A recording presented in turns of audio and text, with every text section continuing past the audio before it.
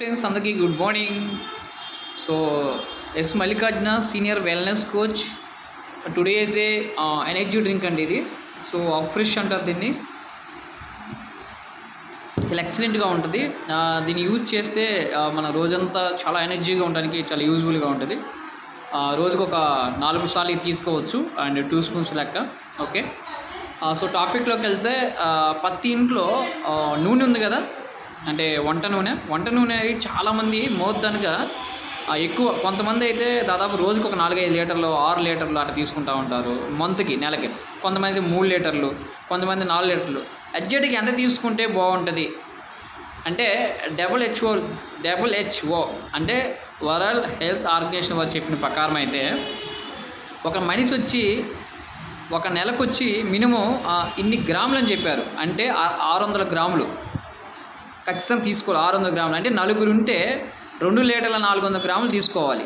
దీనికంత ఎక్కువ ఖర్చు అవుతుందంటే సో మీరు కొంచెం హెల్త్ ప్రాబ్లమ్స్ వచ్చే అవకాశాలు ఉన్నాయని కోరుతున్నాము. ఇలాంటి మంచి మంచి ట్రిప్స్ హెల్త్ పర్పస్ మీద మాకు ఒక సిస్టమ్ ద్వారా లైవ్ వెల్నెస్ క్లబ్ అనే ఒక సిస్టమ్ ద్వారా ప్రతిరోజు 8 AM క్లాసు జరుగుతుంటుంది. అంటే జూమ్ క్లాస్ జరుగుతుంటాయి. అంటే ఆన్లైన్ క్లాసు, ఎటువంటి అమౌంట్ లేకుండా ఫ్రీ క్లాసెస్. కొన్ని రోజులు ఒక 3 డేస్ ట్రయల్ ప్యాక్స్ ఉంటాయి. మీకు ఇంట్రెస్ట్ ఉన్న వాళ్ళు వీడియో చూసిన ప్రతి ఒక్కరూ మీకు యూజ్ అవుతుంది. లేదు పక్కన వాళ్ళకి ఇది యూజ్ అవుతుందంటే మీరు ఇన్ఫర్మేషన్ ఇవ్వచ్చు. సో మన దగ్గర కొన్ని ప్రోగ్రామ్స్ కూడా ఉంటాయి. బరువు తగ్గడానికి, బరువు పెరగడానికి, ఇంచిలాస్ అవ్వాలన్నా, అంటే బరువు తగ్గడానికి చాలా రకరకాల ఉన్నాయి. అంటే మీరు తగ్గడానికి ప్రోడక్ట్స్ బేస్ అయి ఉంటుంది, జిమ్ బేస్ అయి ఉంటుంది, యోగా బేస్ అయి ఉంటుంది. కానీ ఇదన్నిటికీ చక్కగా మంచి పౌష్టికాహారం, సమతుల్యమైన ఆహారం తీసుకుంటా ఎలా బరువు తగ్గాలి, తగ్గినాక ఎలా బ్యాలెన్స్ చేయాలని మీకు వివరంగా మా సిస్టమ్ ద్వారా మీకు తెలియపరుస్తాము. ఇంట్రెస్ట్ ఉంటే మీ ఛానల్ సబ్స్క్రైబ్ చేసుకొని వీడియోస్ చూస్తూ ఉండండి.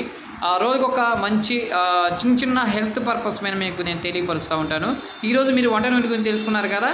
ఒక మనిషి వచ్చి 600 గ్రాములు తీసుకోవాలి. మీ ఇంట్లో ఫ్యామిలీని బేస్ చేసుకొని ఎన్ని లీటర్లు ఖర్చు అవుతుంది కామెంట్లో మాకు తెలియపరచండి.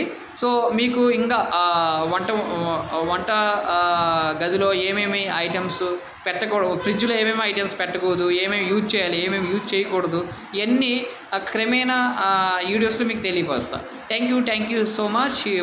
పూర్తిగా ఈ వీడియో చూసిన వాళ్ళకి thank you so much. By.